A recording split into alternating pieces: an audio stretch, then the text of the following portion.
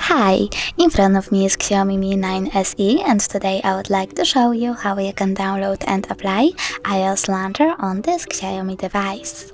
First of all, go into Play Store and type iOS Launcher. Then you need to download this app from this developer.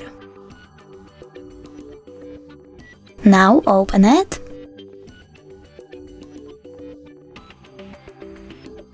Click Allow. Tap Home button and choose iOS Launcher. Then click on this dot next to Remember My Choice and click on iOS Launcher again if you want to. Then click Got it, and as you can see, Apple layout was applied successfully on this Xiaomi device. Thanks so much for watching. If you enjoyed this video, don't forget to leave a like, comment and subscribe. Bye!